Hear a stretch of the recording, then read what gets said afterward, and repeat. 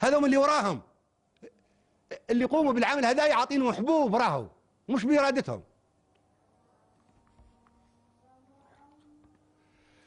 الله أكبر.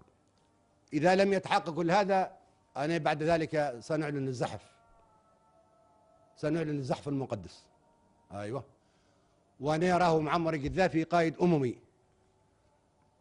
أنا دافع عني الملايين، أنا سنوجه نداء للملايين من الصحراء إلى الصحراء، وسنزحف أنا والملايين لتطهير ليبيا شبر شبر، بيت بيت، دار دار، زنقة زنقة، فرد فرد، حتى تطهر البلد من الدنس والإرجاس. لا يمكن نسمح لليبيا تضيع بين يدينا بدون مبرر في غوط الباطل.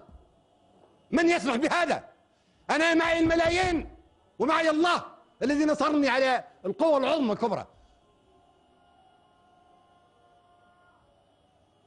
معي الملايين مش من الداخل، معي الملايين من الأمم الأخرى. أنا نقدر نوجه نداء إلى كل ملايين الصحراء، من الصحراء إلى الصحراء حتزحف الملايين، الملايين تزحف وما يقدر حد يوقفها.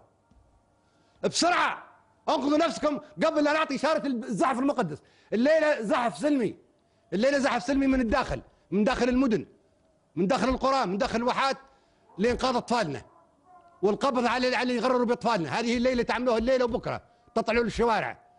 أما بعد إذا كان ما فيش هذا، فيه زحف من الداخل، تعرفوه هذا الزحف منين يأتي. وبعدها فيه الزحف الأممي اللي أنا نقوده، لأن ليبيا تهم كل الأمم، ليبيا مثابة عالمية.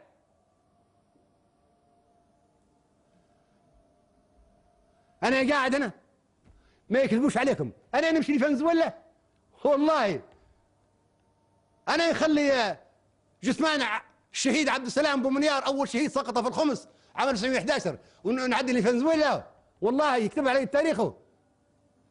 أخلي المجاهد محمد عبد السلام بومنيار قبره في الهاني، والمجاهد الشيخ السعدي بومنيار قبره في منيدر، والله ونمشي.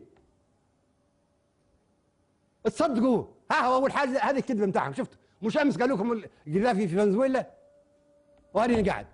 هذه المحطات العربية أكبر عدو مشمتة فيكم، تبغيكم تدمروا النفط وتدمروا الحرية وتدمروا السلطة الشعبية وتدمروا ليبيا، وما عادش تبدأ ليبيا قلعة عالمية ومغتاظين منكم. عشان كذا يشوفوا فيكم. بارك الله فيكم يا أخوتنا في قطر، بارك الله فيكم يا أخوتنا في قطر. هذه آخرتها، هذا الماء والملح اللي بيننا وبينكم، هذا الدم والأخوة اللي بيننا وبينكم. تزوروا في كل شيء علينا، بدل ما تكونوا معانا تكونوا ضدنا. لمصلحة من؟ بالله لمصلحة من؟ قد تندمون يوم لا ينفع الندم. الذي بيته من الزجاج لا يرجم الناس بالحجارة. من أنتم؟ دقت ساعة العمل، دقت ساعة الزحف، دقت ساعة الانتصار. لا رجوع، إلى الأمام، إلى الأمام، إلى الأمام. ثورة ثورة.